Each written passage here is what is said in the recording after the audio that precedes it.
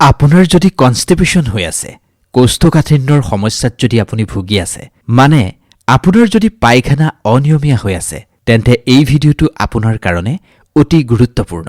কনষ্টিপেশ্যন বা অনিয়মীয়া পায়খানা বা আপোনাৰ পেটত হোৱা গেছৰ সমস্যাৰ পৰা আপুনি কেনেদৰে পৰিত্ৰাণ পাব পাৰিব, সেয়া এই ভিডিঅ'টোত আজি মই উল্লেখ কৰিছোঁ। নমস্কাৰ প্ৰিয় দৰ্শক, আমাৰ ছেকেণ্ড চেনেল পজিটিভ ভাইবছৰ এটা নতুন ভিডিঅ'লৈ আপোনালোক সকলোকে স্বাগতম জনাইছোঁ। কনষ্টিপেশ্যন প্ৰায়বোৰ মানুহৰ মাজত দেখা দিয়া এটা কমন সমস্যা, কোষ্ঠকাঠিন্য। ভালদৰে পায়খানা নহয়, পায়খানাটো খোলোচা নহয়, পেটত গেছ জমা হৈ থাকে। এনেকুৱা সমস্যাত ভোগা মানুহৰ অভাৱ নিশ্চয় চাগে নাই। আপুনিও চাগে এদিন নহয় এদিন এই সমস্যাটোত ভুগিছেই। পায়খানা যেতিয়া ভালদৰে নহয়, আপুনি কি কৰাটো উচিত হ'ব?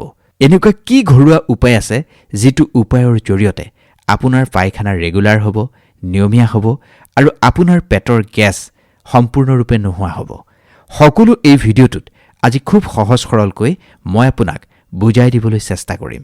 মোৰ বিশ্বাস এই ভিডিঅ'টো যদি আপুনি খুব মনোযোগেৰে চায় আৰু এই ভিডিঅ'টোত আমি যিবোৰ কথা উল্লেখ কৰিম, সেই কথাবোৰ যদি আপুনি সঠিক ধৰণেৰে ফ'ল' কৰে, তেন্তে আপোনাৰ সকলো ধৰণৰ কনষ্টিপেশ্যনৰ সমস্যা নিশ্চিতভাৱেই দূৰ হ'ব। আহক ভিডিঅ'টো আৰম্ভ কৰোঁ। আজি মই যিটো ঘৰুৱা উপায়ৰ বিষয়ে ক'ম, এই ঘৰুৱা উপায়টো প্ৰস্তুতৰ কাৰণে, এই ঘৰুৱা উপায়টো তৈয়াৰ কৰিবৰ কাৰণে আপোনাৰ পাকঘৰত থকা দুটামান বিশেষ বস্তুৰ প্ৰয়োজন হ'ব। আগদিনা ৰাতিয়েই আপুনি সেই উপায়টো যদি কৰি ৰাখে, তেন্তে পিছদিনা ৰাতিপুৱা আপোনাৰ পেট সম্পূৰ্ণৰূপে পৰিষ্কাৰ হৈ যাব। এই ঘৰুৱা উপায়টো কৰিবলৈ আপোনাৰ বহুত বেছি পৰিশ্ৰমৰ প্ৰয়োজন নাই। কেৱল মাত্ৰ আপুনি এগিলাচ গাখীৰ ল'ব লাগিব। এগিলাচ গৰম গাখীৰৰ লগত আপোনাক এচামুচ মানে চাহ চামুচেৰে এচামুচ ইচবগুলৰ প্ৰয়োজন হ'ব আৰু অলপমান সন্ধ্যা নিমখৰ প্ৰয়োজন হ'ব। ইচবগুল আপুনি যিকোনো ধৰণৰ ফাৰ্মেচিত পাই যাব। এই ইচবগুলত এনেকুৱা ধৰণৰ প্ৰাকৃতিক ফাইবাৰ আছে যি মানুহৰ কোষ্ঠকাঠিন্য সমস্যা দূৰ কৰাৰ লগতে কলেষ্টৰেল আৰু ব্লাড ছুগাৰ নিয়ন্ত্ৰণত ৰাখে, ওজন কমোৱাৰ ক্ষেত্ৰত সহায় কৰে আৰু মানুহৰ পাচন তন্ত্ৰত শুধৰণি অনাৰ ক্ষেত্ৰত ই খুব ধুনীয়া কাম কৰে। মানুহৰ শৰীৰত যিবোৰ বেড কলেষ্টৰেল LDL থাকে, সেইবোৰ কম কৰে আৰু ভোকটো নিয়ন্ত্ৰণত ৰাখে। এই ইচবগুলৰ সাংঘাতিক ধৰণৰ চমৎকাৰী উপকাৰ আছে। গতিকে তাৰ এক চামুচ আৰু অকণমান সন্ধ্যা নিমখ ল'ব। ইচবগুল এক নেচাৰেল ব্লক ফাৰ্মিং এজেণ্ট হয়। মানুহৰ পায়খানা এই ইচবগুল ব্যৱহাৰৰ ফলত নৰম হয়। ইচবগুল ব্যৱহাৰৰ ফলত তাত ব্লক ফাৰ্মেশ্যন হ'বলৈ ধৰে আৰু মানুহৰ যি ষ্টুল, সেই ষ্টুলখিনিক তলৰ ফালে উলিয়াই অনাৰ ক্ষেত্ৰত সহজ কৰি পেলায়। গৰম গাখীৰৰ ব্যৱহাৰো এই ক্ষেত্ৰত অতি চমৎকাৰী। গৰম গাখীৰ ব্যৱহাৰ কৰাৰ ফলত অগেন ষ্টুলৰ ওপৰত প্ৰেছাৰ পৰে আৰু আপুনি টয়লেট যোৱাৰ ইচ্ছা অনুভৱ কৰে। আৰু যদি সন্ধ্যা নিমখৰ কথা কওঁ, এই সন্ধ্যা নিমখে ষ্টুলখিনি বাহিৰলৈ উলিয়াই অনাত বা ছফ্ট কৰি ৰখাত যথেষ্ট সহায় কৰে। যেতিয়া আপুনি এই তিনিওটাই একেলগে ব্যৱহাৰ কৰিব, তেতিয়াহ'লে এইখিনি আপোনাৰ কাৰণে অত্যন্ত প্ৰভাৱশালী হ'ব। এটা ঘৰুৱা শক্তিশালী পদ্ধতিত ই পৰিণত হ'ব। ইয়াৰ কাৰণে আপুনি এগিলাচ কুহুমীয়া গাখীৰ ল'ব। গাখীৰ গিলাচ গৰম কৰিব, গৰমো নহয় ঠাণ্ডাও নহয়, কুহুমীয়াকৈ ৰাখিব। এক গিলাচ গাখীৰত আপুনি এক চামুচ ইচবগুল দিব আৰু অলপমান সন্ধ্যা নিমখ তাত মিলাই দিব। এইখিনি খোৱাৰ আটাইতকৈ উত্তম সময় হৈছে ৰাতিৰ আহাৰ গ্ৰহণ কৰাৰ 1-1.5 ঘণ্টাৰ পিছত। যেতিয়া আপুনি ৰাতিৰ আহাৰ গ্ৰহণ কৰিব, 1-1.5 ঘণ্টা আপুনি ৰৈ দিব। পেটটো যেতিয়া লাহে লাহে খালী হ'বলৈ আৰম্ভ কৰিব, খোৱাৰ পূৰ্বে মানে 30-45 মিনিটৰ পূৰ্বে এইখিনি আপুনি সেৱন কৰি দিব। কিন্তু এটাই আপুনি মনত ৰাখিব, এই ড্ৰিংক যেতিয়া আপুনি প্ৰস্তুত কৰিব, প্ৰস্তুত কৰাৰ লগে লগে আপুনি খাই দিব। অলপ সময়ৰ কাৰণেও কিন্তু এইখিনি আপুনি ৰাখি থোৱাটো অনুচিত হ'ব। যদি এইখিনি আপুনি ৰাখি থৈ দিয়ে, ইচবগুলক গোটেই গাখীৰখিনি এবজৰ্ভ কৰি ল'ব। এইখিনি আপুনি খাবলৈ একেবাৰে সমস্যাত পৰিব। সেইখিনি খোৱাৰ পিছত আপুনি সামান্য পৰিমাণৰ গৰম পানী এক্সট্ৰাকৈ খাই দিয়ক। তাৰপিছত আধা ঘণ্টা বা 45 মিনিটৰ পিছত নিশ্চিন্ত মনে শুই যাওক। ৰাতিপুৱা যেতিয়া আপুনি বিচনাৰ পৰা উঠিব, আপোনাৰ পেটত টয়লেট যোৱাৰ প্ৰেছাৰ আপুনি অনুভৱ কৰিব। লগে লগে আপুনি শোৱাৰ পৰা উঠিয়েই টয়লেটলৈ যাবলৈ বাধ্য হ'ব। আপোনাৰ পেটটো কোনো ধৰণৰ বিষ, কোনো ধৰণৰ একো সমস্যা নোহোৱাকৈ নিশ্চিতভাৱে ৰাতিপুৱা পৰিষ্কাৰ হৈ যাব। এই উপায়টোৰ সৈতে জড়িত কিছুমান ইম্পৰ্টেণ্ট পইণ্টছ আছে, যিখিনি আপুনি জানি লোৱাটো, বুজি লোৱাটো খুবেই জৰুৰী। যদি আপোনাৰ এচিডিটি বা ডাইজেশ্যনৰ হজমৰ সমস্যা আছে, তেন্তে আপোনাৰ পাচন তন্ত্ৰই গাখীৰ কিন্তু হজম কৰিব নোৱাৰিব। গতিকে যদি আপোনাৰ হজম শক্তি দুৰ্বল, তেন্তে আপুনি গাখীৰৰ পৰিৱৰ্তে গৰম পানী ব্যৱহাৰ কৰিব পাৰে। গৰম পানী ব্যৱহাৰ কৰিলে আপুনি সেই হজম নোহোৱা সমস্যাটোৰ পৰা বাচি থাকিব পাৰিব। এই উপায়টো কৰাৰ পিছত আপুনি মাত্ৰাধিক পানী সেৱন কৰিব লাগিব, অৰ্থাৎ খোৱাৰ পূৰ্বে আপুনি 1-2 গিলাচ পানী নিশ্চিতভাৱে সেৱন কৰিব। তৃতীয়টো কথা অতি গুৰুত্বপূৰ্ণ। আপুনি যেতিয়া এই উপায়টো কৰিব, এবাৰত 3 দিনতকৈ বেছিকৈ আপুনি ৰেগুলাৰ এই উপায়টো নকৰিব। এই উপায়টো আপুনি তেতিয়াহে কৰিব যেতিয়া আপোনাৰ বহুত বেছি প্ৰব্লেম হৈছে। আৰু চতুৰ্থতে, যদি আপোনাৰ কোষ্ঠকাঠিন্যৰ সমস্যা পুৰণি আৰু এই সমস্যাটোৰ কাৰণে আপুনি এই সমস্যাটোৰ পৰা উপশম পাবৰ কাৰণে এটা নেচাৰেল প্ৰপাৰ ট্ৰিটমেণ্ট বিচাৰিছে, তেন্তে আপুনি এজন আয়ুৰ্বেদিক ডক্টৰৰ কাষ চাপিব পাৰে বা এই উপায়টো আপুনি কেনেদৰে কৰিব লাগিব তাৰ পৰামৰ্শ এবাৰ এজন চিকিৎসকৰ পৰা ল'ব পাৰে।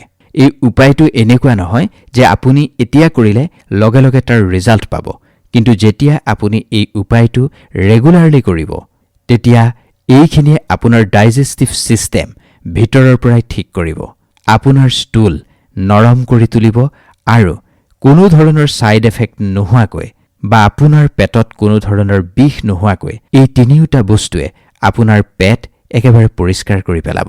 এই উপায়টো কৰাৰ পিছত আপুনি গেছ, ইনডাইজেশ্যন সমস্যাৰ পৰাও বহু পৰিমাণে মুক্ত হৈ পৰিব। এই উপায়টো কেৱল আপোনাৰ কোষ্ঠকাঠিন্য মানে কনষ্টিপেশ্যনৰ সমস্যাৰ কাৰণেই নহয়, আপোনাৰ গোটেই ডাইজেষ্টিভ ছিষ্টেমটো এই উপায়টোৰ সৈতে জড়িত হৈ আছে। এই উপায়টো কৰিলে আপোনাৰ গোটেই ডাইজেষ্টিভ ছিষ্টেমটো যথেষ্ট বেটাৰ হ'ব। এতিয়া মই সেইখিনি টিপছৰ বিষয়ে আপোনাক ক'বলৈ ওলাইছোঁ, যিখিনি টিপছেৰে আপুনি নিজৰ কনষ্টিপেশ্যনৰ সমস্যা চিৰদিনৰ কাৰণে নোহোৱা কৰিব পাৰিব আৰু কোনখিনি কেনেদৰে ফ'ল' কৰিব লাগিব সেইখিনি এইবাৰ আপুনি এই ভিডিঅ'টোত জানিব পাৰিব। যদি আপুনি কনষ্টিপেশ্যনৰ সমস্যাৰ পৰা সোনকালে পৰিত্ৰাণ পাব বিচাৰিছে, তেন্তে আপুনি কেইটামান কাম ফ'ল' কৰিব লাগিব। প্ৰথমেই আপুনি নিজৰ মৰ্ণিং ৰুটিনখন ঠিক কৰিব লাগিব। প্ৰতিদিনে শোৱাৰ পৰা উঠাৰ পিছত সকলোতকৈ প্ৰথমে 2 গিলাচ আপুনি গৰম পানী সেৱন কৰক। 1 গিলাচ খালীকৈ পানী সেৱন কৰক আৰু 1 গিলাচত আপুনি অলপমান নেমু চেপি ল'ব, তাত আপুনি সামান্য পৰিমাণৰ মৌ মিহলাই আপুনি সেৱন কৰক। দ্বিতীয়তে, সদায় এটাই চেষ্টা কৰিব যাতে সদায় একে সময়তে আপুনি টয়লেট যাব পাৰে। টয়লেট যোৱাৰ সময়টো যাতে সদায় একে হয় সেইটো আপুনি গুৰুত্ব দিব। তৃতীয়তে, টয়লেটত আপুনি ফোনটো ব্যৱহাৰ কৰাৰ পৰা বাচি থাকিব। কাৰণ যেতিয়া আপুনি টয়লেটত ফোনটো চাই থাকে, টয়লেটত বহি যেতিয়া আপুনি আপোনাৰ ফোনত ৰিলছবোৰ স্ক্ৰল কৰি থাকে, আপোনাৰ ব্ৰেইনৰ যি কনচেণ্ট্ৰেশ্যন সেইখিনি ডাইভাৰ্ট হৈ যায় আৰু সেইখিনি ডাইভাৰ্ট হৈ গ'লে আপোনাৰ ষ্টুলখিনি বাহিৰলৈ উলিয়াই অনাৰ ক্ষেত্ৰত সমস্যা হয়। আন এটা গুৰুত্বপূৰ্ণ পইণ্ট হৈছে ফিজিকেল এক্টিভিটি। ফিজিকেল এক্টিভিটি নহ'লেও আপোনাৰ এই সমস্যাটো হ'ব পাৰে। সেইকাৰণে আপুনি সদায় এটা টাৰ্গেট ছেট কৰি ল'ব, যাতে আপুনি দিনটোৰ ভিতৰত কোনোবাখিনি সময়ত অলপ খোজকাঢ়িব পাৰে, অলপ পৰিশ্ৰম কৰিব পাৰে। সদায় এটাই চেষ্টা কৰিব, 30 মিনিট যাতে আপুনি আপোনাৰ শৰীৰটোৰ কাৰণে ব্যায়াম কৰিব পাৰে। বিশেষকৈ যেতিয়া আপুনি খাদ্য গ্ৰহণ কৰে, সেই খাদ্য গ্ৰহণ কৰাৰ পিছত 15 মিনিট সময় যাতে আপুনি খোজ কাঢ়িব পাৰে, সেইটো আপুনি সদায় চেষ্টা কৰিব। কাৰণ এইখিনি আপুনি যদি কৰিব পাৰে, তেতিয়াহ'লে আপোনাৰ পেট পৰিষ্কাৰ হোৱাৰ ক্ষেত্ৰত যথেষ্ট সহায় হয়। আন এটা গুৰুত্বপূৰ্ণ পইণ্ট হ'ল আপোনাৰ ডায়েটত ফাইবাৰযুক্ত খাদ্যবস্তু এড কৰাৰ লগে লগে আপুনি পানীও পৰ্যাপ্ত পৰিমাণে খাব লাগিব। যেতিয়ালৈকে আপোনাৰ শৰীৰত পৰ্যাপ্ত পৰিমাণৰ পানী নাথাকিব, আপুনি যিমানেই ফাইবাৰযুক্ত খাদ্য খাওক, কোনো ধৰণৰ লাভ নহ'ব।